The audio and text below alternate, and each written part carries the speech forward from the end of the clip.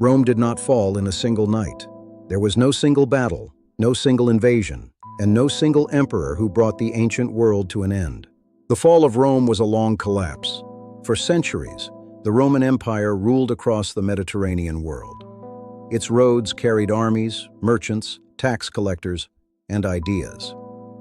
Its laws shaped cities from Britain to North Africa, from Spain to the eastern frontiers. But beneath imperial power, pressure was building. Civil wars weakened the state. Armies grew more expensive. Frontiers became harder to defend. Loyalty shifted from Rome itself to whichever commander could pay the soldiers. By the 5th century, the empire in the West was still standing in name, but increasingly broken in reality. Rome's strength came from organization. The empire could collect taxes, move troops, supply cities, build roads, and absorb defeated people into its system. But that system required stability. The army had to be paid. Borders had to be guarded. Grain had to reach the cities. Emperors had to be accepted as legitimate. When these foundations weakened, the empire became vulnerable from within. Between approximately 235 and 284 CE, Rome entered the crisis of the 3rd century. Emperors rose and fell with alarming speed. Many were raised by armies, then destroyed by rivals, rebels, or their own troops. At the same time, Germanic groups challenged the Rhine and Danube borders. In the east, the Sasanian-Persian Empire became a powerful rival. The empire survived, but survival came at a cost. Rome became more militarized, more heavily taxed, and more dependent on strong rulers to hold its territories together. Later emperors tried to solve the problem by dividing responsibility. The empire was too large, and its threats too widespread for one ruler to manage easily. But over time, the divide became more than administrative. The East had greater wealth, larger cities, and stronger tax resources.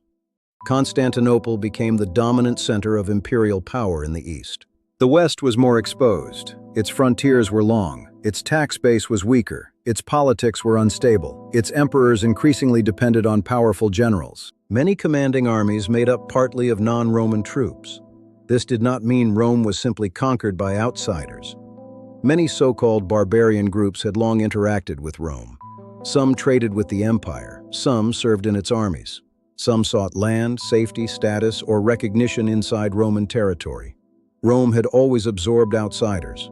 But by the late 4th and 5th centuries, the Western government had less ability to control that process. One of the great warning signs came in 378 CE. At the Battle of Adrianople, a Roman army led by Emperor Valens was defeated by Gothic forces. Valens himself was killed. The battle did not destroy the empire, but it revealed something dangerous. Rome could still field armies, but it could no longer assume that imperial discipline and tradition would guarantee victory. The Gothic crisis was also a migration crisis, a diplomatic crisis, and a military crisis at once. Groups fleeing pressure beyond the frontier had entered Roman territory. Poor treatment, hunger, and corruption helped turn refugees into enemies. Rome's frontiers were not simple walls. They were living borderlands, shaped by trade, settlement, diplomacy, and force. In 410 CE, the unthinkable happened. Rome was sacked by the Visigoths under Alaric. By then, Rome was no longer the main administrative capital of the Western Empire. The imperial court had moved to Ravenna, a more defensible city. But Rome still carried immense symbolic power. For centuries, it had been the eternal city, the heart of Roman identity. The sack lasted only a few days, and it was not the total destruction later imagination sometimes suggests. But psychologically, it was devastating. A city that had once ruled the known world had been entered by a foreign army. After 410, the Western Empire continued, but its authority was shrinking. In Britain, Roman rule faded in the early 5th century. In Gaul and Spain, imperial control weakened as rival powers established themselves. In North Africa, the Vandals built a kingdom that cut deeply into the West's resources. In 439 CE, they captured Carthage, one of the most important cities in the Western Mediterranean. North Africa had been a major source of grain and tax revenue for the Western government. Losing it made the empire poorer and less able to maintain armies. The West faced a brutal cycle. Less territory meant less revenue. Less revenue meant weaker armies.